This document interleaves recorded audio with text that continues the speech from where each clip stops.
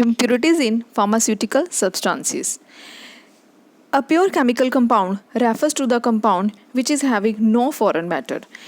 Pure chemical compound क्या होता है जिसमें कोई भी फॉरेन मैटर ना हो. फॉरेन मैटर क्या होता है? बाहर का कोई मैटर जो हमारे केमिकल कंपाउंड में इनकॉर्पोरेट हो जाता है और उसको इम्प्योर बना देता है, तो उसको बोलते हैं फॉरेन मैटर.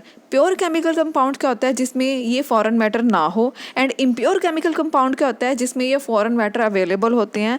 फॉरेन मैटर को अनडिज़ायरेबल पार्टिकल्स भी बोला जाता है. अनडिज़ायरेबल पार्टिकल्स का मतलब क्या है? जो हमें डिज़ायर्ड नहीं है, क्योंकि अगर ये पार्टिकल्स हमारे ड्रग में इनकॉर्पोरेट हो जाते हैं तो उससे क्या होता है, हमारी जो मेडिसिन है कभी कभी वो टॉक्सिसिटी कॉज कर देती है, कभी कभी वो उसकी जो एक्टिव स्ट्रेंथ है, जो उसके इंग्रेडिएंट्स हैं जिससे हमें थेरापेटिक वैल्यू मिलती है, जिसकी थेरापेटिक वैल्यू है वो उसको लो डाउन कर देती है. ठीक है. सेकेंड पॉइंट है analytically 100% pure substance are not available.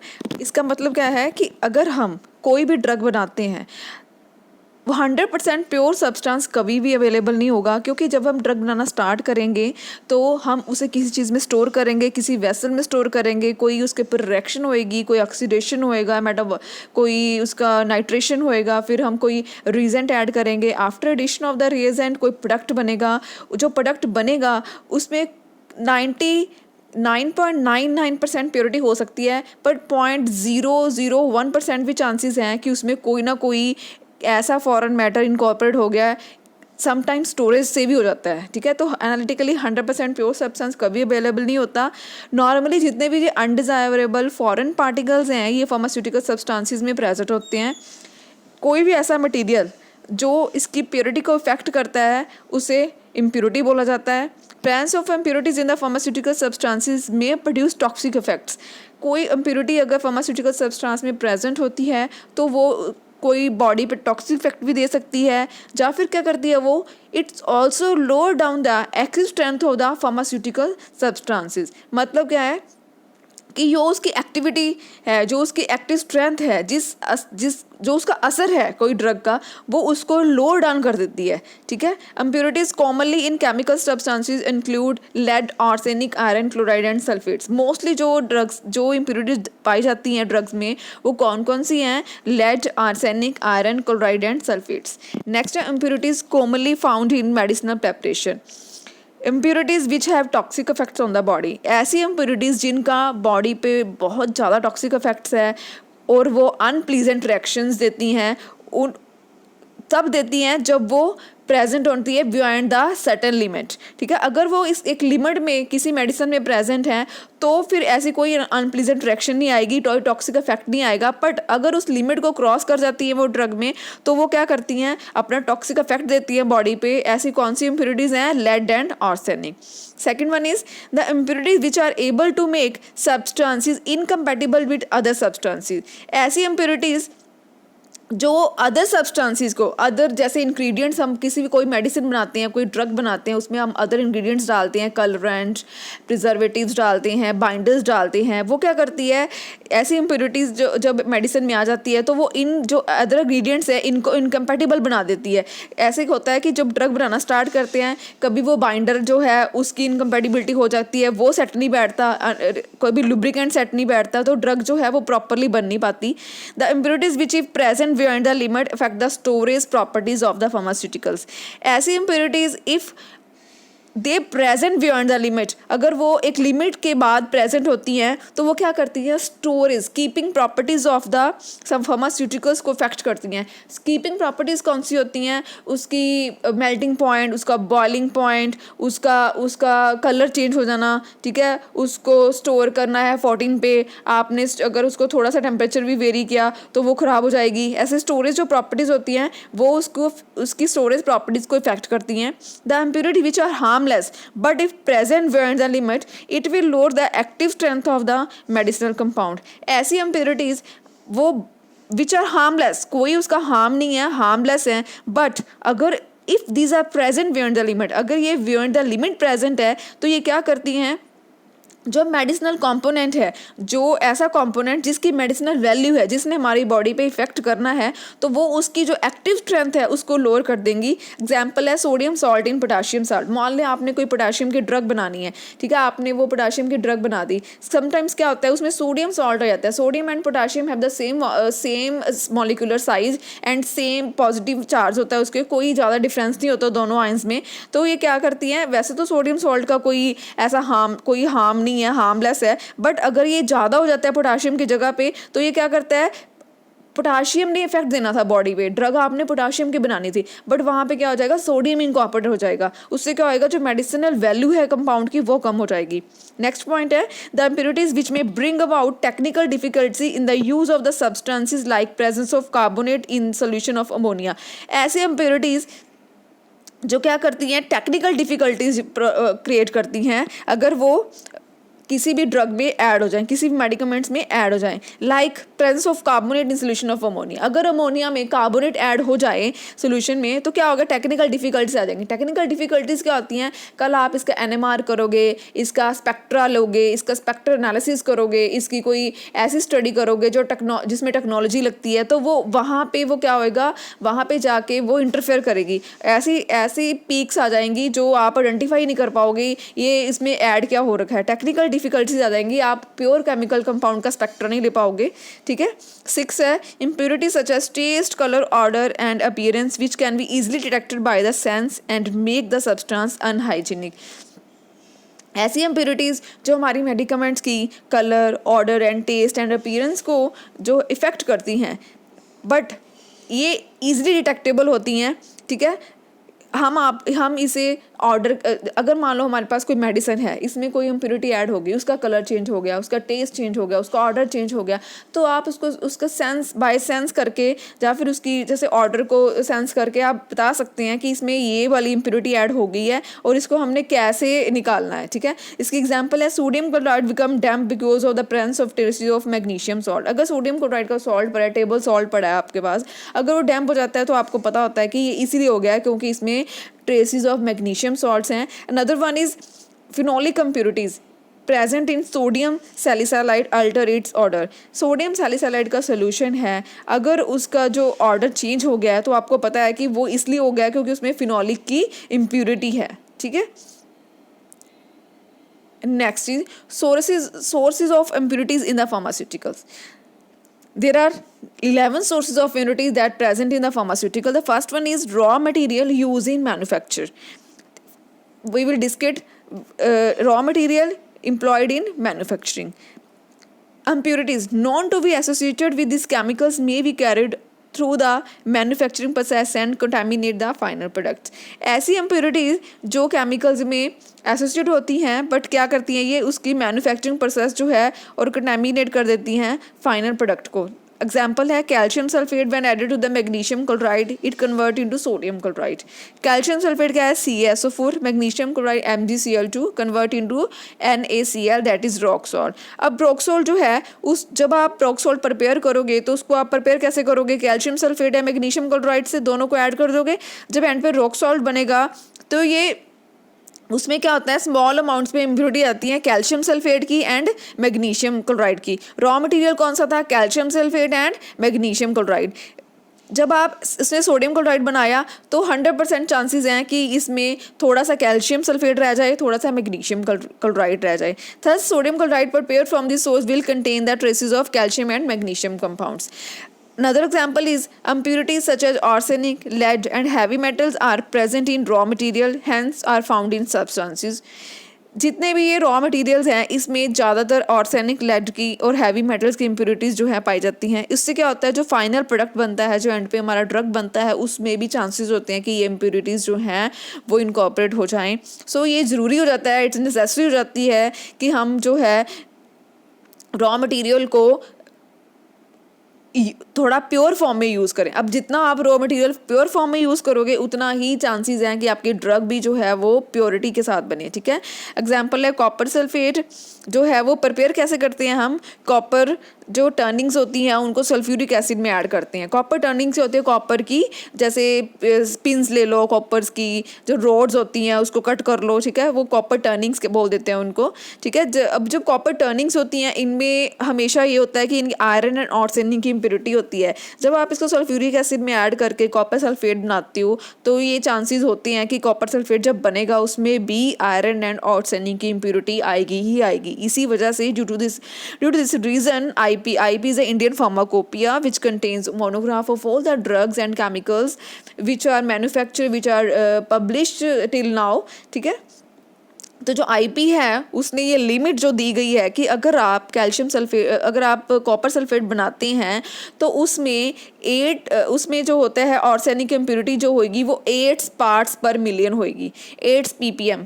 जितनी भी ये हैवी मेटल्स की इम्प्योरिटीज़ होती हैं ये बहुत टॉक्सिक मेटल्स होती हैं, ये बहुत ज़्यादा टॉक्सिसिटी होती है इनकी, तो इनकी जो मेजरमेंट है वो भी ppm में है कि इस पर मिलियन केमिकल, पर मिलियन ड्रग सोल्यूशन में इसके कितने पार्ट्स हैं।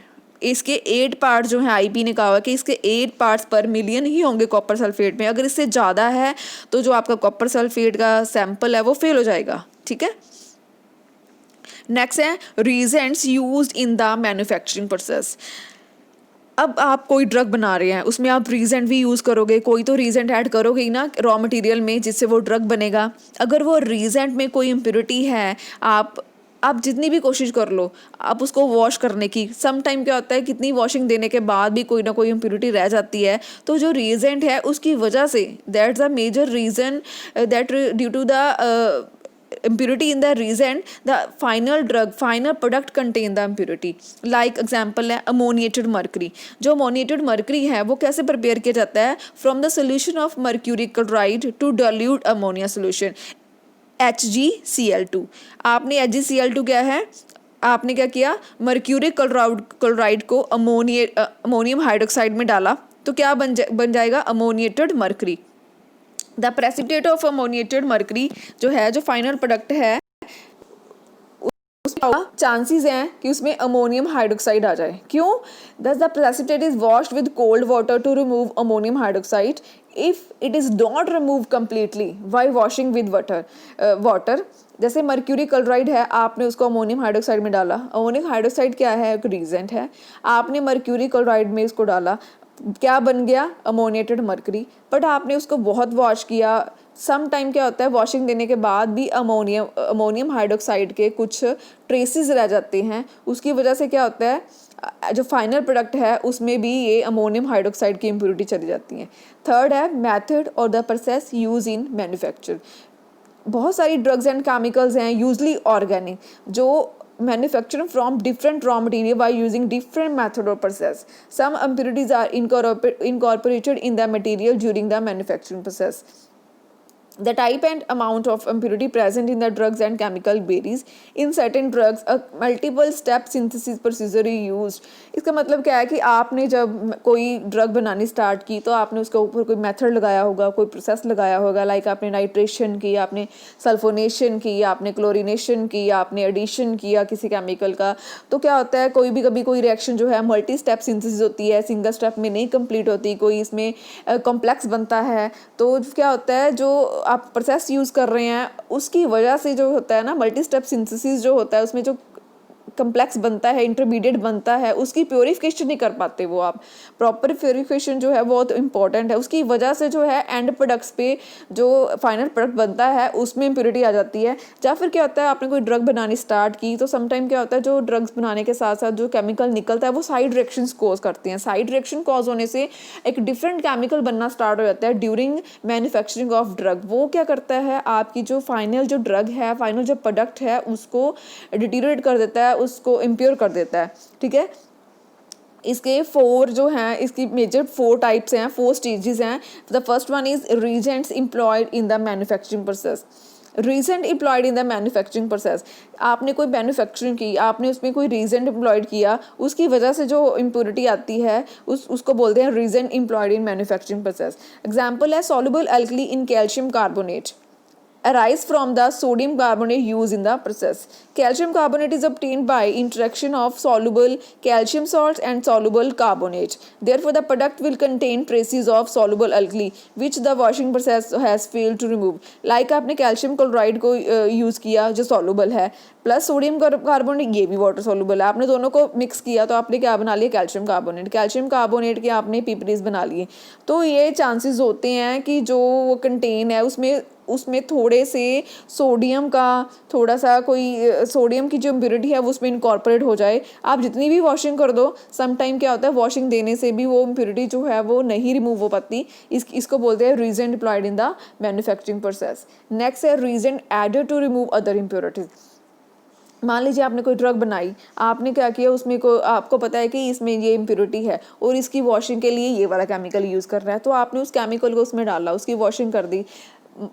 वो जो केमिकल आपने वॉश किया है वो तो वॉश हो जाएगा, लेकिन जो आपने केमिकल ऐड किया है उसकी भी इम्प्योरिटी रह सकती है उसमें। इसको बोलते हैं reason added to remove other impurities. Example is जब पोटाशियम ब्रोमाइड जो है वो contain traces of barium which is added in the manufacturing process to remove excess of sulphates. आपने कोई ड्रग बनाई जिसमें एक्सेस ऑफ सल्फेट्स बन गए, आप उसको रिमूव करना चाहते हैं, तो आपने क्या किया उसमें पोटाशियम ब्रोमाइड डाल दिया। पोटाशियम ब्रोमाइड जो है वो सल्फेट तो निकाल देगा but it contains traces of barium. Traces of barium होने की वजह से जो आपका फाइनल जो ड्रग है उसमें वेरियम की इम्प्योरिटी आ जाएगी। नेक्स्ट है सोलवेंट्स। सॉल्वेंट्स क्या होते हैं, जैसे वाटर जो है वो मेजरली जो ड्रग्स हैं उसमें वाटर यूज़ किया जाता है। वाटर इज क्योंकि water is the cheapest solvent till now, it's use in many of the medicinal preparations. जो टैप वाटर होता है वो कौन सी इम्प्योरिटीज़ कंटेन करता है, calcium, magnesium, sodium chloride, sulphate and carbonate. ठीक है, मेजरली जो इम्प्योरिटीज़ होती हैं टैप वाटर में ये वाले आयंस होते हैं। ठीक है, जो हम सॉफ्टन वाटर जो बनाते हैं वो कैसे बनाते हैं, हम टैप वाटर ले लेते हैं, उसको हम pass through the sodium form of zeolite. Zeolite जो एक कम्प्लेक्स है, एक चैनल है, उसकी सोडियम फॉर्म जो होती है वो ले लेते हैं हम, उसके ऊपर से हम वाटर को पास करवाते हैं। जब उसके ऊपर से हम वाटर को पास करवाते हैं तो वो क्या करता है, कैल्शियम जो है वो एक्सचेंज कर देता है। लाइक जो है सोडियम जो है वो पानी में आ जाएगा, उसकी जगह पे जो कैटायंस हैं कैल्शियम एंड मैग्नीशियम वो जियोलाइट के साथ बॉन्ड बना लेंगे। जियोलाइट क्या करेगा, सोडियम को जब आप टैप वाटर इस जियोलाइट के ऊपर से रन करोगे तो सोडियम जो है वो पानी के साथ जो है वो नीचे आ जाएगा। जो कैल्शियम एंड मैग्नीशियम है वो क्या करेगा, जियोलाइट के साथ बॉन्ड बना लेगा। इससे क्या होएगा, जो टैप वाटर है वो उसमें से कैल्शियम एंड मैग्नीशियम की इम्प्योरिटी तो निकल जाएगी, लेकिन एंड पे जो पानी हमें मिलेगा, जो वाटर हमें मिलेगा उसमें सोडियम की इम्प्योरिटी ज़रूर होएगी। ठीक है, इसीलिए हम कहते हैं कि सॉफ्टन वाटर जो है उसमें भी सोडियम की इम्प्योरिटी पाई जाती है। ठीक है, साथ में सोडियम की क्लोराइड भी आता है क्योंकि सोडियम और क्लोराइड का बॉन्ड बन जाता है। इसीलिए हम कहते हैं सॉफ्टन वाटर जो है, चाहे वो टैप वाटर को हमने जियोलाइट के ऊपर डाल के हमने प्योर कर लिया है, पर उसमें सोडियम एंड क्लोराइड की इम्प्योरिटी ज़रूर होती है। नेक्स्ट है डीमिनरलाइज्ड वाटर। डीमिनरलाइज्ड वाटर क्या होता है, जो हमें obtained होता है by passing tap water through columns packed with ion exchange resin. Columns होते हैं लंबे लंबे, ठीक है, कॉलम्स होते हैं जो उसमें ना आयन एक्सचेंज रेजिन्स होते हैं। जैसे आप मान लीजिए एक ट्यूब है, ग्लास ट्यूब, आपने उसमें सिलिका जो है, आपने उसे सिलिका मान लीजिए, आपने कोई सिलिका जो होती है वो मिट्टी होती है, ठीक है, सिलिका आपने भर दी, आपने उसमें से जो वाटर जो है वो पास करना स्टार्ट किया, तो एंड में जो आपको पास आएगा उसको डीमिनरलाइज्ड वाटर बोलते हैं। मतलब क्या, उसमें कोई मिनरल नहीं है। मिनरल मतलब कोई आपके उसमें आयन नहीं है, क्योंकि जो आयन्स हैं वो सारे, जो सिलिका जेल होती है, जो मिट्टी होती है एक तरह की, उसमें सारे ट्रैप हो जाएंगे। ठीक है, जो फाइनल प्रोडक्ट होता है वो फ्री फ्रॉम दीज इम्प्योरिटीज होता है। The water obtained by this source still contain organic impurity। अब सिलिका जेल जो होती है उसमें ऑर्गेनिक वो, और उसमें कुछ ऑर्गेनिक इम्प्योरिटीज होती हैं, तो ये चांसेस हो जाते हैं कि जब हम उसमें से वाटर पास करेंगे तो मान लेते हैं कि मिनरल जो है उसने ट्रैप कर ली है सिलिका जेल ने, बट जो सिलिका जेल में जो ऑर्गेनिक इम्प्योरिटीज हैं क्या पता वो उसमें डिजोल्व हो जाए वाटर में, तो जो एंड पे हमें वाटर मिलता है वो डीमिनरलाइज जरूर है। It contains no mineral but it may contain some organic impurities. ठीक है, तो डिस्टिल्ड वाटर जो है वो सबसे अच्छा और बेस्ट है, but it's very costly due to its cost, it never use in, is less use in the drugs. ठीक है, नेक्स्ट है action of solvents and reason on reaction vessel. जब आप कोई ड्रग है, कोई मेडिसिन आप बनाते हैं, आप उसमें कोई सॉल्वेंट यूज़ करते हैं, सॉल्वेंट के साथ आप डिज़ोल्व करते हैं, आप कोई तो वेसल लेंगे, चाहे वो ग्लास का लें, चाहे स्टील का लें, चाहे आयरन का लें, ठीक है। तो ड्यूरिंग मैन्युफैक्चरिंग प्रोसेस क्या होता है, जो सॉल्वेंट्स होते हैं, जो रीजेंट्स होते हैं, वो क्या करते हैं उस मेटल कंटेनर के साथ, मेटल उस कंटेनर की जो मेटल है उसके साथ रिएक्शन स्टार्ट कर देते हैं। तो some of the metal content dissolve in the reaction vessel, जिससे क्या होता है जो फाइनल प्रोडक्ट जो हमारा बनता है उसमें कोई इस मेटल की इम्प्योरिटी आ जाती है, ठीक है। एग्जाम्पल है जो आयरन का है, आयरन का कोई वेसल है उसमें आर्सेनिक की इम्प्योरिटी ज़रूर होती है। अगर आपने कोई इनऑर्गेनिक कंपाउंड बनाया है, कोई ऐसा कोई ड्रग बनाया जो इनऑर्गेनिक है, जो आपने उसको आयरन वेसल में स्टोर कर लिया, तो मान लीजिए उसका रिएक्शन स्टार्ट हो गया, लेट्स सपोज कि it react with iron vessel, तो ऐसा हो सकता है कि जब वो रिएक्ट करे तो आर्सेनिक जो है वो लीच आउट हो जाए आयरन के वेसल से और वो उसमें इनकॉर्पोरेट हो जाए। तो वो एंड पे हमारे पास जो ड्रग आती है, जो फाइनल प्रोडक्ट आता है, इट में contains the impurity of arsenic. तो आईपी जो है, इंडियन फार्माकोपिया जो है, उसने जो है लिमिट प्रिस्क्राइब की हुई है कि अगर आपने कोई इनऑर्गेनिक कंपाउंड बनाया है तो उसमें जो है आर्सेनिक की इतने पार्ट्स पर मिलियन होना चाहिए, आयरन इतना पार्ट्स। अगर उससे ज़्यादा होता है तो आपका जो ड्रग है, वो केमिकल है जो आपने बनाया है लेबोरेटरी में, आपने इंडस्ट्री में बनाया है, तो वो फेल हो जाता है, ठीक है। नेक्स्ट है chemical process used in the manufacture. For the synthesis of drugs, there are many chemical reaction used, like nitration, hallucination, oxidation, reduction, and hydrolysis. These all the chemical process which are used in the manufacturing of drug, ठीक है। But in this chemical process there are different chemicals are used, ठीक है। तो ये जितने भी ये chemical use होते हैं, like potassium iodide manufactured from iodine, ठीक है। जो जो पोटाशियम आयोडाइड है वो कहाँ से बनता है, आयोडीन से। आयोडीन को कहाँ से बनता है, सीवीड से। सीवीड जो है उसमें साइनाइड्स की इम्प्योरिटी होती है। तो साइनाइड जो क्या है, जब हम इसको बनाते हैं तो ये बहुत चांसेस होते हैं कि जो एंड पे हमारे पास पोटाशियम आयोडाइड है उसमें साइनाइड की इम्प्योरिटी आ जाए। इस वजह से जो केमिकल प्रोसेस हम लगाते हैं, केमिकल प्रोसेस लगाने की वजह से जो साइनाइड है वो फ्री फॉर्म में आ गया। जो साइनाइड फ्री फॉर्म में आ गया, वो उसके पास कैपेबिलिटी होगी कि जो एंड पे जो हमारे पास ड्रग आई है, जो मेडिसिन आई है, उस पर इनकॉर्पोरेट हो जाए। तो केमिकल प्रोसेस जो हम लगाते हैं उसकी वजह से भी मैन्युफैक्चरिंग के ड्यूरिंग इम्प्योरिटी आ जाती है। One of the example is potassium iodide synthesis from iodine. Another one is atmospheric contamination during the manufacturing process. अब आपने कोई मैन्युफैक्चरिंग प्रोसेस चला रखा है, वो स्टार्ट कर रखी है। कभी कभी क्या होता है कि आप और भी कोई ड्रग बना रहे हैं, उसका कोई फ्यूम्स उड़ गए, या फिर उसका वो ड्रग की स्मोक हो गई, ब्लैक स्मोक आ गई, या फिर कोई आपने किसी और रूम में कोई ड्रग बनाना स्टार्ट किया, उसकी स्मोक जो है इधर आ गई। तो वो क्या करती है, एटमॉस्फेरिक कंटामिनेशन जो होती है वो आपकी जो ड्रग है जो आप मैन्युफैक्चरिंग कर रहे हैं उसको भी इंटरफेयर करती है समटाइम, ठीक है। तो ये चांसेस हो जाते हैं कि जो आप ड्रग बना रहे हैं एटमॉस्फेयर में उसके कंटामिनेंट से उसकी स्मोक थी किसी और ड्रग की, या फिर कोई ऐसी गैस थी सल्फर डाइऑक्साइड लाइक नाइट्रस, कोई और कार्बन डाइऑक्साइड ऐसी गैस होती है एटमॉस्फेयर में, वो इंटरफेयर करती है आपके प्रोडक्ट से, तो उसको बोलते हैं atmospheric contamination during the manufacturing process. इसकी एक और एग्जांपल है, जैसे pharmaceutical product which when manufacturing are contaminated with the atmospheric. ये तो बहुत कॉमन है कि आपने कोई ड्रग बनाई, एटमॉस्फेयर में कार्बन डाइऑक्साइड तो होती है, वो कार्बन डाइऑक्साइड जो है वो इंटरफेयर करती है। Example is sodium hydroxide. आप सोडियम हाइड्रोक्साइड जब भी स्टोर करोगे तो वो क्या करेगा, कार्बन डाइऑक्साइड के साथ रिएक्ट करेगा, it convert into sodium carbonate. तो ये तो बहुत कॉमन है कि सोडियम हाइड्रोक्साइड जो है वो बहुत जल्दी सोडियम कार्बोनेट में कन्वर्ट हो जाता है। तो वो क्या करते हैं, उसको जब स्टोर करते हैं तो इसमें जो नाइट्रस ऑक्साइड गैस, जो नाइट्रोजन गैस है ना, वो फिल की जाती है। नाइट्रोजन गैस फिल करने से जो ऊपर वाला जिसमें जैसे गैस को फिल, आपने नाइट्रोजन गैस फिल कर दी, तो चांसेस कम हो जाते हैं कि कार्बन डाइऑक्साइड आपके सोडियम हाइड्रोक्साइड के साथ रिएक्ट करे। नेक्स्ट है defects in the manufacturing process. In many manufacturing process, there are defects like imperfect mixing, incompleteness, non-adherence to proper temperature, pressure, pH और reaction conditions. Sometimes क्या होता है, आपने कोई मैन्युफैक्चरिंग स्टार्ट की, ड्यूरिंग मैन्युफैक्चरिंग क्या होता है, कभी कभी आपने मिक्स करना स्टार्ट किया पर मिक्सिंग हो नहीं पाई प्रॉपर, ठीक है, या फिर रिएक्शन जो है आपको लगा कि 4 आवर्स में कंप्लीट हो जाएगी बट वो कंप्लीट नहीं होती है, इनकम्प्लीट रह गई है। या फिर क्या होता है आपने टेम्परेचर को 37 दिया पर वो जो हॉट प्लेट है वो 37 प्रॉपर हो ही नहीं रही, ठीक है, तो प्रॉपर टेम्परेचर नहीं मिला रिएक्शन को, प्रॉपर प्रेशर नहीं मिला, प्रॉपर pH नहीं मिली, रिएक्शन कंडीशंस नहीं मिली, जिससे क्या होता है वो केमिकल कंपाउंड जो में जो है इम्प्योरिटी रह जाती है। एग्जाम्पल जो है zinc oxide may be prepared by heating metallic zinc to bright redness in a current of air.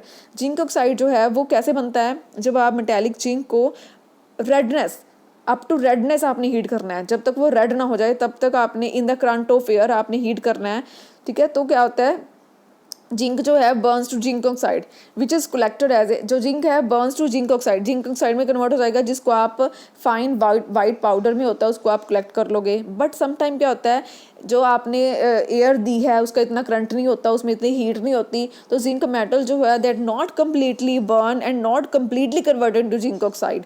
तो फाइनल प्रोडक्ट जो होता है it may contain zinc oxide with small impurities of metallic zinc, ठीक है। तो IP जो है वो ये मान के चलते हैं कि हाँ ये हो सकता है, तो उन्होंने जो है इम्प्योरिटी की लिमिट है वो प्रिस्क्राइब की हुई है कि जिंक मेटल की जिंक ऑक्साइड में इतनी इम्प्योरिटी हो सकती है। अगर इससे ज़्यादा है तो आपका सैंपल फेल है, तो आपने जो मैन्युफैक्चरिंग है वो अच्छी नहीं की, मैन्युफैक्चरिंग जो है वो आपकी उसमें जिंक मेटल ज़्यादा आ रहा है तो जिंक ऑक्साइड जो है वो फेल है।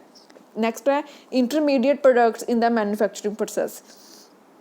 जब आप कोई रिएक्शन स्टार्ट करते हैं, आपने ए से बी बनाया, बी से सी बन गया, आपने बनाना था ए से सी, तो बी इज़ अ इंटरमीडिएट, ठीक है। जो इंटरमीडिएट बनता है वो उसकी वजह से अगर इम्प्योरिटी रह जाती है तो उसको बोलते हैं impurity intermediate products in the manufacturing process. Example जो है पोटाशियम आयोडाइड जो है प्रिपेयर कैसे हो रहा है, bye reacting iodine with potassium hydroxide. Iodine किसके साथ रिएक्ट कर रहा है, पोटाशियम हाइड्रोक्साइड के साथ। क्या बन रहा है, पोटाशियम आयोडाइड, साथ में क्या बन रहा है, पोटाशियम आयोडाइड के साथ एक कम्प्लेक्स बनना है ट्राईऑक्साइड का, ठीक है। उसके बाद रिएक्शन फिर से कार्बन के साथ स्टार्ट होती है, तो फिर से क्या बनता है, एंड प्रोडक्ट बनता है पोटाशियम आयोडाइड, ठीक है। जब आप जो पोटाशियम ये ट्राईऑक्साइड का जो है इंटरमीडिएट प्रोडक्ट जो बनता है उसको आप जब कार्बन के साथ रिएक्ट करते हो तो वो बनता है पोटाशियम आयोडाइड। तो ये बहुत चांसेस होते हैं कि जो इंटरमीडिएट बना है पोटाशियम ट्राईऑक्साइड का तो ये कम्प्लीटली कन्वर्ट ना हो पोटाशियम आयोडाइड में। तो पोटाशियम आयोडाइड जो है इट में contains the impurity of KiO3 in the final product, ठीक है। नेक्स्ट है मैन्युफैक्चरिंग हैजार्ड्स। मैन्युफैक्चरिंग हैजार्ड्स क्या होते हैं, particulate contamination, process error, cross contamination, microbial contamination and packaging errors.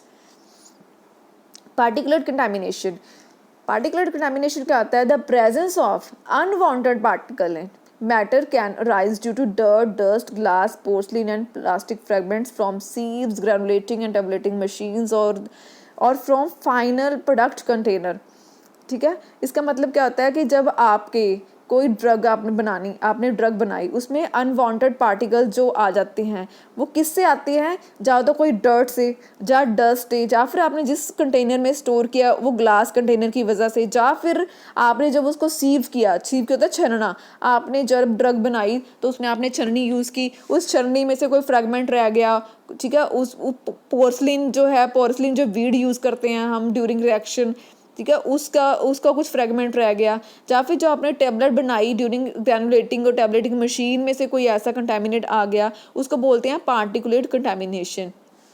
wear and tear of equipment, wear and tear or improperly cleaned equipment may also cause particulate contamination। Equipment की जो where and tear होती है, जैसे आप बार बार equipment use करते हैं, उसकी iron का बना है, स्टील का बना है, उसमें से कुछ ऐसा कंटामिनेशन हो गया, या फिर आपने किसी इक्विपमेंट को क्लीन नहीं किया, प्रॉपर क्लीन ना करने की वजह से जो इम्प्योरिटी हो जाती है उसको पार्टिकुलेट कंटामिनेशन बोलते हैं, ठीक है।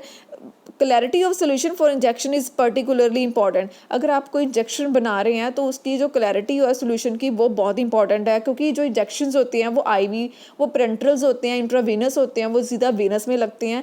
तो जो वीनस होती है अगर उसमें आपके इंजेक्शन में आपके पेरेंट्रल्स में अगर कोई पार्टिकल रह जाता है तो वो पार्टिकल अगर आपकी वीनस में जाके ट्रैप हो जाता है तो बहुत चांसेस हैं कि आपके ऊपर तो आपका ब्लड वहीं पे क्लॉट हो जाए, ब्लड आगे पास ना हो, आपको पैरालिसिस भी हो सकता है इस वजह से, ठीक है।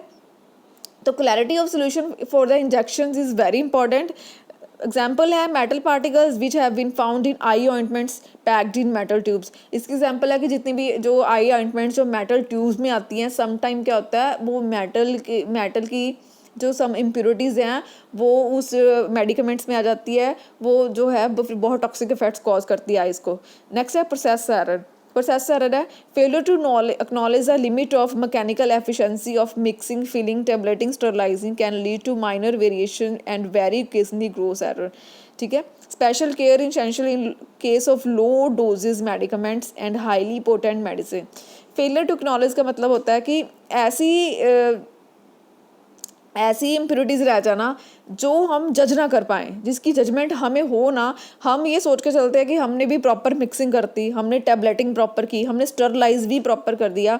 ठीक है, फेलियर टू एक्नॉलेज है, हमें पता नहीं होता कब ये इम्प्योरिटी आ जाती है, और इसके चांसेस जो होते हैं वो बहुत ज़्यादा होते हैं कि आपने सब कुछ बहुत अच्छे से किया, आपने स्टरलाइज भी किया, आपने फिलिंग भी प्रॉपर किया, आपने मिक्सिंग भी प्रॉपर किया, आपने पीएच भी मेंटेन किया, आपने टेम्परेचर भी मेंटेन किया, बट ये ऐसी इम्प्योरिटीज़ हैं जो होएंगी ही होएंगी। ठीक है, क्योंकि 100% कोई भी किसी भी काम को 100% एफिशिएंसी के साथ करना ये ह्यूमन बीइंग की नेचर नहीं होती। यही एक फंडा है कि आप 100% एफिशिएंसी के साथ कोई काम नहीं कर सकते। तो during pH control, during temperature control, some of the variations are there.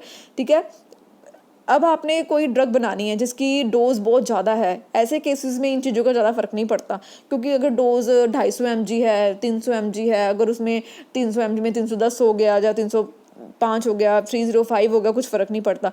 But ऐसी मेडिसिन जिनकी जो लो डोजेज मेडिकमेंट्स होती हैं, जो हाईली पोटेंट मतलब बहुत पावरफुल मेडिसिन होती हैं, जिनको बहुत लो डोज में यूज़ करना होता है, जैसे 0.5 mg, 0.1 mg, ऐसी जो ड्रग्स होती हैं जिनको जो बहुत हाईली पोटेंट होती है और लो डोज में यूज़ करना होता है, उन केसेस में इनका ज़्यादा ध्यान रखना होता है। क्योंकि अगर आपने तो आपको पता है कि आपने पीएच कंट्रोल कर ली, टेम्परेचर कंट्रोल कर लिया, और आपको ये है कि 0.01 एडिशन हो सकती है इधर उधर, क्या पता ज़्यादा हो जाए ड्रग, क्या पता कम हो जाए, क्या पता ये इसकी इम्प्योरिटी आ जाए, बट वो ड्रग ही इतनी कम है, इतनी हाईली पोटेंट है, आपकी थोड़ी सी गलती से जब वो कोई भी डिजीज़ पर्सन उस ड्रग को लेगा तो वो उसके अंदर ज़्यादा डोज आएगी, तो उसकी बॉडी पे टॉक्सिक इफेक्ट आएंगे।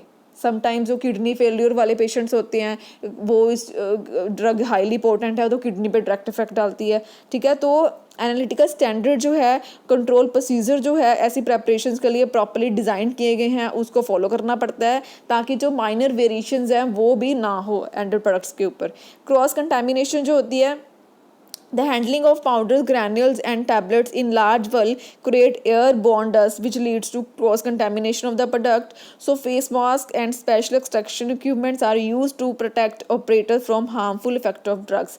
जब आप कोई ड्रग बनाते हैं, जो हैंडलिंग करते हैं पाउडर्स की, इधर से उधर लेके जाते हैं, जैसे आपने एक रूम से दूसरे रूम की तरफ लेके जाना है पाउडर को, ग्रैन्यूल्स को टैबलेटिंग मशीन की तरफ लेके जाना है, तो उसमें क्या होता है कि वो एयरबोर्न डस्ट, जो एयर में उसके पार्टिकल चले जाते हैं कुछ, उससे क्या होता है जो उस रूम में कोई और प्रोडक्ट बन रहा है, या साथ वाले कोई रूम में, या फिर कहीं और आप कोई और ड्रग बना रहे हो, तो वो क्या होता है उसकी क्रॉस कंटेमिनेशन हो जाती है, उसमें जाके कंटेमिनेट करती हैं, या फिर वो जो पर्सन इसको बना रहा है उसको भी इफेक्ट करते हैं, उसकी बॉडी के ऊपर भी इफेक्ट करते हैं, क्योंकि एयर बॉर्न्स हैं, तो थ्रू एयर वो है जो उसके रेस्पिरेटरी सिस्टम में जो है इनकॉर्पोरेट हो जाते हैं।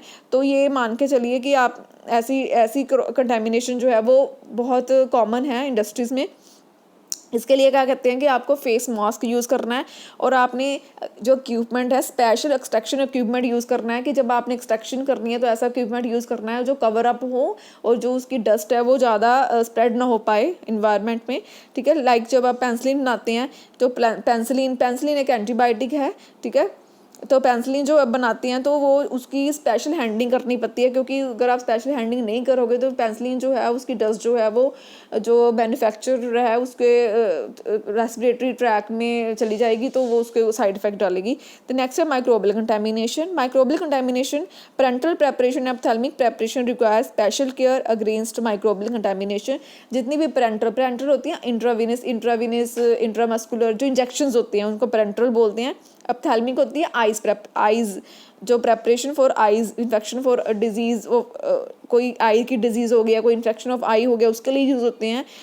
ऐसी जो ड्रग्स होती हैं उनके लिए माइक्रोबियल कंटेमिनेशन बिल्कुल नहीं होना चाहिए, क्योंकि जो पेरेंटल होती हैं वो डायरेक्टली ब्लड में लोड होती हैं। अगर मान लो इनमें कोई कंटेमिनेशन हुई तो 100% चांसेस हैं कि जो बैक्टीरिया इसमें है वो सीधा ब्लड में चला जाएगा।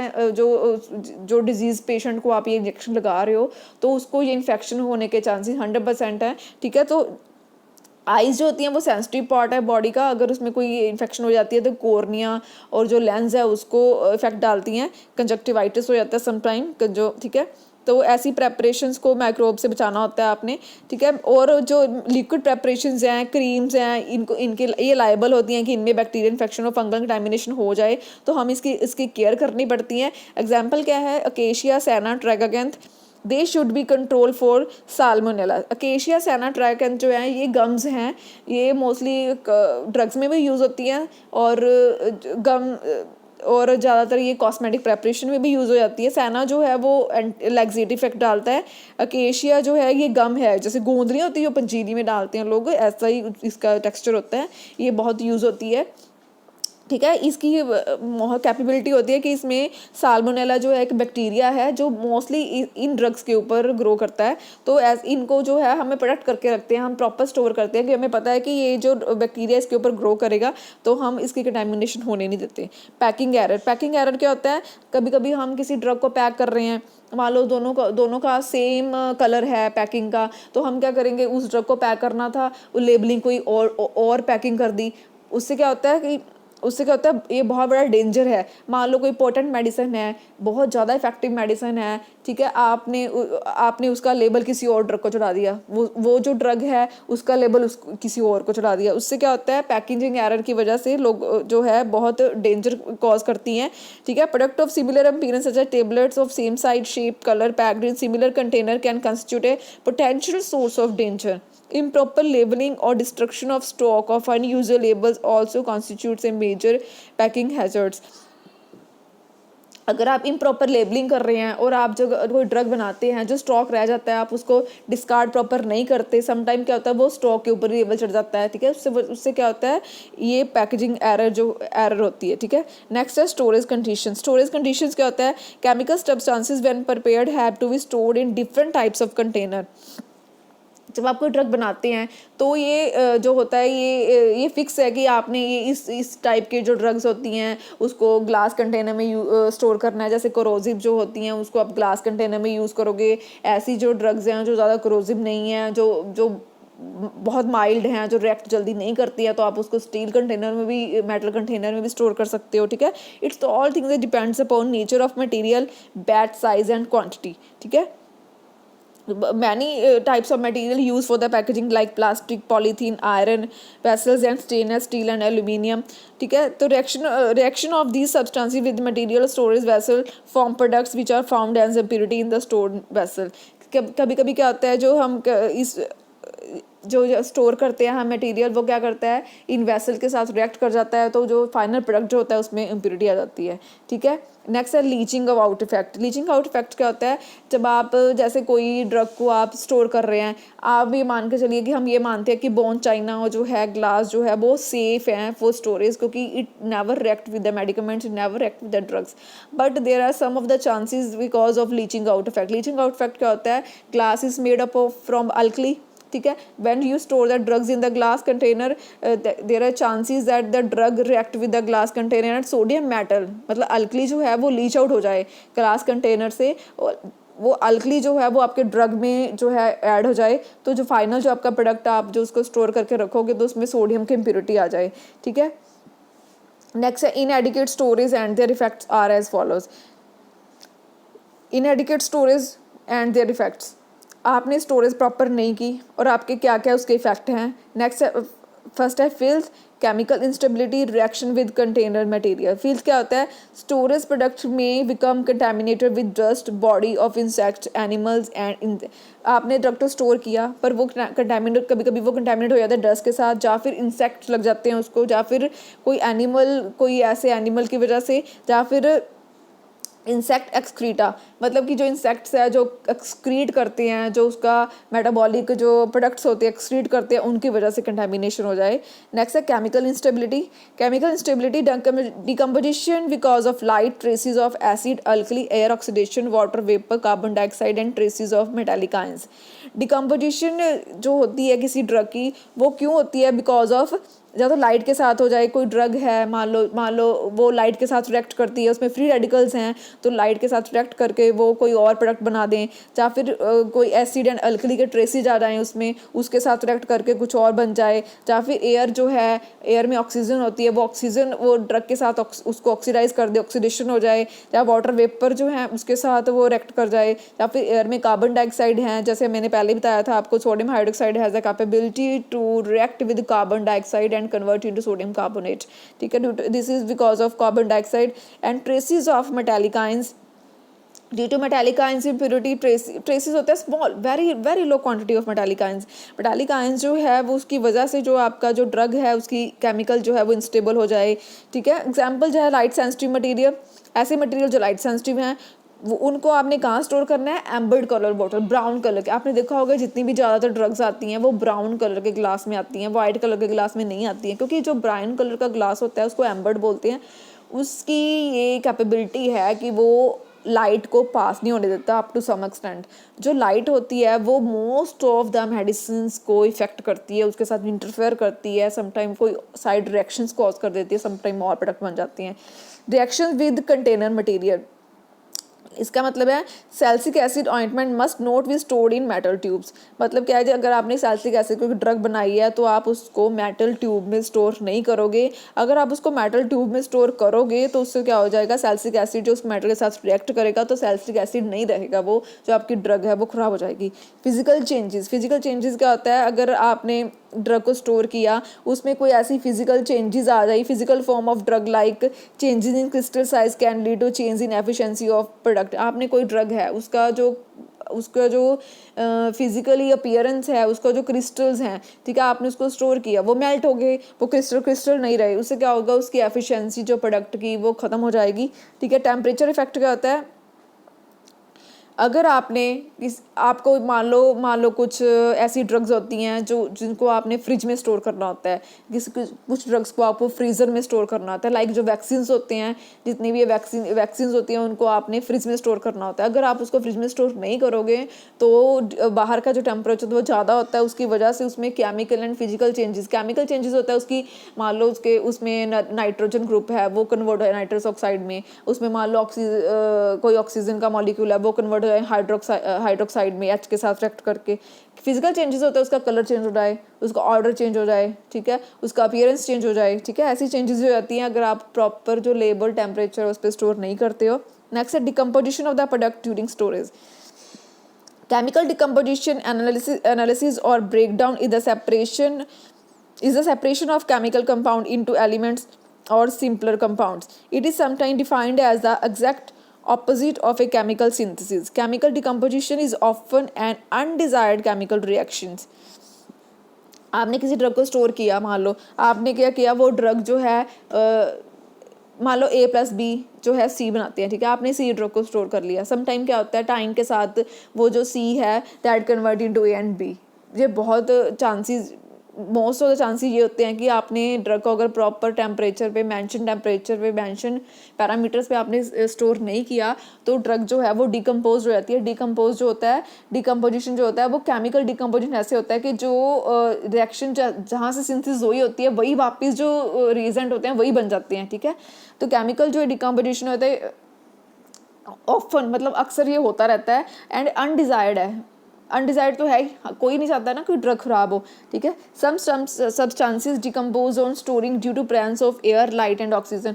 मोस्ट ऑफ द ड्रग्स जो हैं ड्यूरिंग स्टोरेज डिकम्पोज क्यों होती है, 3 ही फैक्टर्स होते हैं, एयर, लाइट एंड ऑक्सीजन। जो अगर आपने मान लो कोई आपको मेडिसिन जो है उसके ऊपर लिखा है store in well close container, आपने उसको क्या किया, आपने वो ड्रग ली और आपने वो जो उसको ओपन छोड़ दिया, तो उसके जो एयर है, जो ऊपर कार्बन डाइऑक्साइड, ऑक्सीजन है, वो उसमें ट्रैप हो जाएंगी, वो उसमें ऐड हो जाएंगी। उससे क्या होगा, उसकी ड्रग की ऑक्सीडेशन हो सकती है, कार्बोक्सिलेशन हो सकती है, तो वो ड्रग जो है वो डिकम्पोज हो जाएगी, ठीक है। तो फाइनल जो प्रोडक्ट हो गया आपका कंटामिनेटेड हो गया, ठीक है। उसके बाद डीलिक्विसेंट सब्सटेंसेस होते हैं जिनकी कैपेबिलिटी होती है वाटर अब्जॉर्ब करने की, और वो जो वाटर अब्जॉर्ब करके लिक्विफाइड हो जाते हैं। जैसे सॉल्ट है, सॉल्ट जो है अगर रेनी सीजन है, रेनी सीजन में क्या होता है, जो वाटर कंटेंट बढ़ जाता है ना, रेन उसमें वाटर पार्टिकल्स बढ़ जाते हैं एयर में, तो उससे क्या होता है, अगर आपने सोडियम क्लोराइड को आपने ओपन छोड़ दिया, सॉल्ट को, तो वो लिक्विफाई होता है, गीला गीला सा, उसको बोलते हैं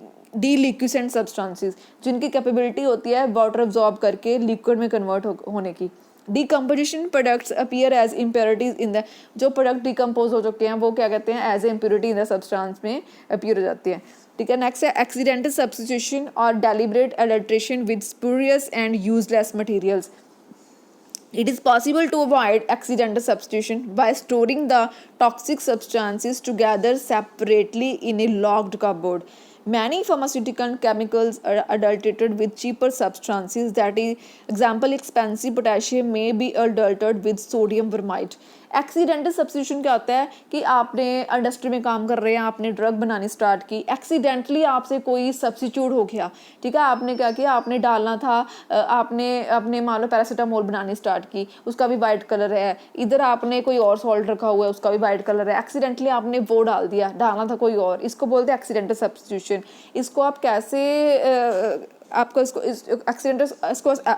एक्सीडेंटल सब्स्टिट्यूशन को आप कैसे अवॉइड कर सकते हैं, आपने क्या करना है, जो कंटेनर्स हैं, जैसे पैरासीटामोल बना रहे हैं, जो उसके साथ वाला जो वाइट पाउडर है उसको आपने अलग से स्टोरेज उसकी कैसे करनी है, अलग से लॉक्ड कपबोर्ड में रखना है, ताकि आप पहले एक ड्रग के ऊपर काम करो, फिर आप सेकंड वन पे आओ, ठीक है।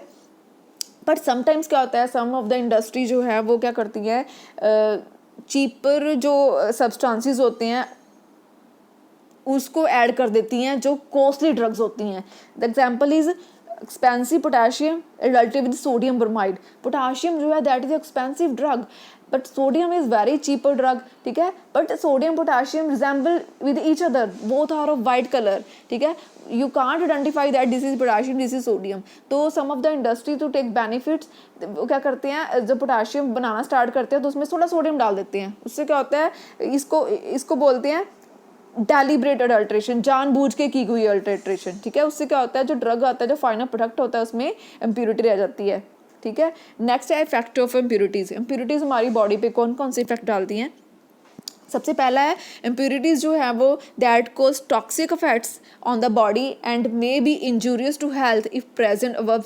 देखो जो इम्प्योरिटीज़ होती हैं उनकी एक लिमिट होती है, ठीक है। इंडियन फार्माकोपिया भी ये मानता है कि इम्प्योरिटी जो है किसी हद तक, किसी लिमिट तक किसी मेडिसिन में हो सकती है, बट अगर उस लिमिट को वो क्रॉस कर जाती है तो क्या होता है कि वो जो मेडिकमेंट्स है, वो जो ड्रग है, वो हमारी हेल्थ के ऊपर असर डालेगी, वो इंजूरियस टू अवर हेल्थ होगी। सेकेंड वन है traces of impurities may exert a cumulative toxic effect after a certain time. Sometimes क्या होता है, जो ट्रेसेस ऑफ इम्प्योरिटीज़ होते हैं वो क्यूमुलेटिव टॉक्सिक इफेक्ट डालते हैं। मतलब आपने आज ड्रग ली, उसमें आर्सेनिक था, तो वो क्या करेगा, आपके किडनी में जाके, आपके लंग्स में जाके स्टोर हो जाएगा। आपने कल फिर ली, फिर स्टोर हो जाएगा, परसों फिर ली, फिर स्टोर हो जाएगा, आपने डे आफ्टर टुमारो फिर ली, फिर आपने स्टोर हो जाएगा। तो क्या होएगा, उसमें आईपी की लिमिट के अकॉर्डिंग आर्सेनिक था, ठीक है। वो ड्रग पास होके आई है, एंड जो एनालिसिस हुआ है ड्रग का, वो ड्रग पास है, फेल नहीं हुई, क्योंकि उसमें 8 ppm से नीचे था arsenic. But due to cumulative effect, due to additional effect, due to वो क्या हो गया, वो आपकी बॉडी में जाके कम्युलेट हो रही है डेली डोजेस, डेली बेसिस पे आप डेली डोज ले रहे हो, उसकी डेली बेसिस पे वो आपकी लंग्स में जाके कम्युलेट हो रही है। उस कम्युलेशन की वजह से वो एक दिन ऐसा आएगा कि उसकी जो अमाउंट है आपकी बॉडी में इतनी ज़्यादा बढ़ जाएगी, उससे क्या होता है, वो आपकी बॉडी में वहाँ पे कैंसर कॉज कर देगी या फिर कोई और डिजीज कॉज कर देगी। इम्प्योरिटीज में lower the active strength of the substance. ऐसी इम्प्योरिटीज जो जिस ड्रग में अगर वो आ जाएं तो उसकी जो एक्टिव स्ट्रेंथ है, जैसे आप पैरासीटामोल की टेबलेट है, उसमें पीसीएम क्रोसिन की टेबलेट है, उसमें पीसीएम है। अगर उसमें ऐसी कोई इम्प्योरिटी आ जाए जो पीसीएम है, आपने 250 mg 250 mg आपने ली है to low down the fever, पर जो उसका असर है, जो उसका इफेक्ट है वो ना आए, क्योंकि उसमें इम्प्योरिटी है, ठीक है, उसकी वजह से उसका जो असर है, जो उसकी एक्टिव स्ट्रेंथ है, वो कम हो जाए। इम्प्योरिटीज में decrease shelf life of the substance. Shelf life of drug क्या होता है कि आपने ड्रग को 3 साल के, उसकी एक्सपायरी है वो 3 साल तक आप स्टोर कर सकते हो, लेकिन उसमें कोई ऐसी इम्प्योरिटी आ गई है उसकी वजह से और आपने ड्रग को स्टोर किया, वो 1.5 साल में ख़राब हो जाए, 1.5 ईयर में उसको डिटीरियोरेट हो जाए, डिकम्पोज हो जाए, ठीक है, उसको क्या बोलती है, डिक्रीज, ऐसी इम्प्योरिटी जो शेल्फ लाइफ को डिक्रीज कर देती हैं। नेक्स्ट है इम्प्योरिटीज़ में cause incompatibility with other substances. ऐसी इम्प्योरिटीज़ जो ड्रग, जब आप कोई ड्रग बनाते हैं तो उसमें बहुत सारे अदर सब्सटेंसेस ऐड होते हैं। जैसे आपने ड्रग को स्वीटनेस देनी है तो आप लैक्टोज और ग्लूकोज ऐड करोगे, आपने ड्रग को बाइंड करना है तो आप बाइंडर ऐड करोगे, आपने ड्रग को लुब्रिकेसी देनी है आप लुब्रिकेंट ऐड करोगे, आपने ड्रग को कलर देना है तो आप कलरेंट्स ऐड करोगे। जो इम्प्योरिटीज़ इन जो सारे सब्सटेंसेस में इनकम्पैटिबिलिटी, मतलब तो ये सारे जो केमिकल्स आप ड्रग बनाने के लिए यूज़ कर रहे हो तो ये दो सारे इनकम्पैटिबल हो जाएंगे, ये आपस में ड्रग नहीं बन पाएगी। Impurities may cause a physical or chemical changes in the properties of the substance. ऐसी impurities that cause physical and chemical changes। मान लें आपने कोई ड्रग बनाई, आपने उसमें कोई impurity आ गई, उससे क्या होगा, उसकी जो फिजिकल अपीयरेंस है, कलर, ऑर्डर, टेक्सचर जो है वो चेंज हो जाएगा। केमिकल चेंजेस जो हैं जैसे उसकी नाइट्रेशन हो जाएगी, उसमें पैरासीटामोल, क्रोसिन, वो कोई और केमिकल बन जाएगा, उसमें केमिकल चेंजेस आ जाएंगे, ठीक है। उससे क्या होगा, जो ड्रग है वो मेडिसिनली यूजलेस हो जाएगी। 7th पॉइंट है may cause change in colour, it's the same. Next test for purity.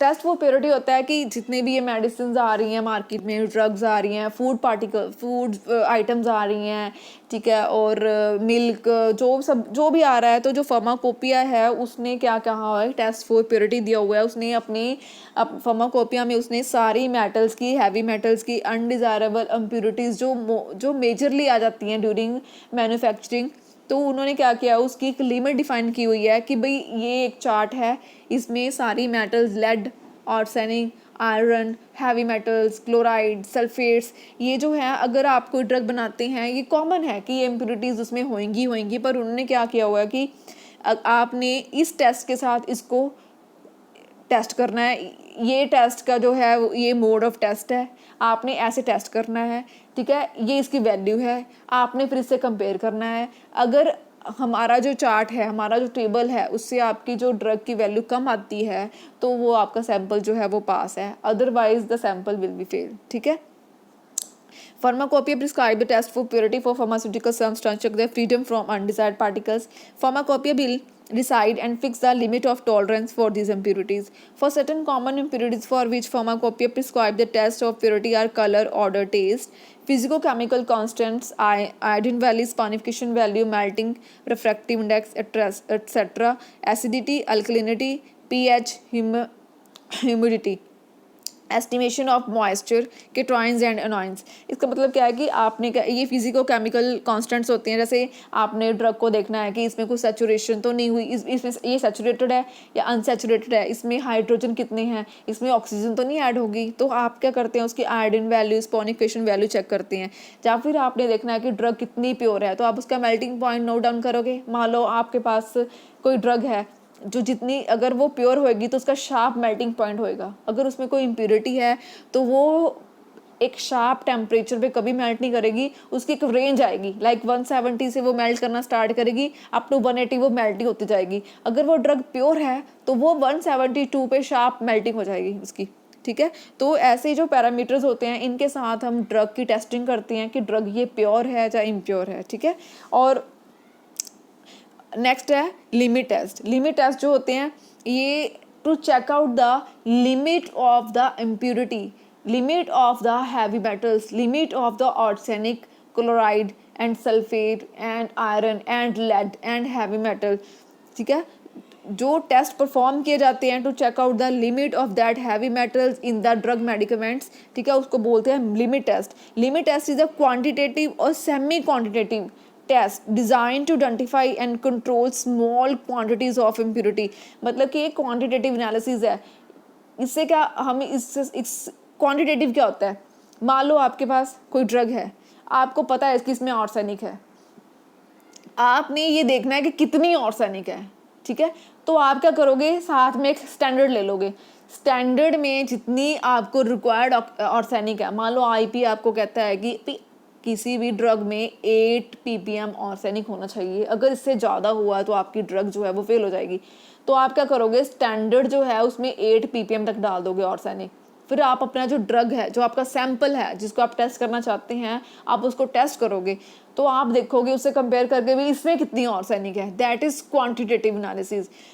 But if you perform the experiment to identify which type of impurity is there, whether it's arsenic, whether it's lead, whether it's heavy metal, it's called qualitative analysis. It's called qualitative analysis. So we can say that limit test जो है वो quantitative analysis है, semi quantitative analysis है, ठीक है। Limit test की types कौन कौन सी है, comparison methods and quantitative domination. Comparison method क्या होता है, इसमें आप स्टैंडर्ड लोगे, टेस्ट लोगे, ठीक है, दोनों को कंपेयर करोगे। क्वांटिटेटिव क्या होता है, ऐसा टेस्ट स्टैंडर्ड कुछ भी नहीं है, आपको एक प्रोसीजर दिया जाएगा, आप और प्रोसीजर लगा के ये देखोगे इसमें कितना आर्सेनिक है। दैट इज़ क्वांटिटेटिव डोमिनेशन, ठीक है। लिमिट टेस्ट जो है हमारे सिलेबस में कौन कौन सी हैं वो हम प्रैक्टिकल में परफॉर्म करेंगे। Limit test of chloride, sulphate, lead, iron, limit test of arsenic, chloride. The two new methods also there, modified limit test of chloride and sulfate. Thank you.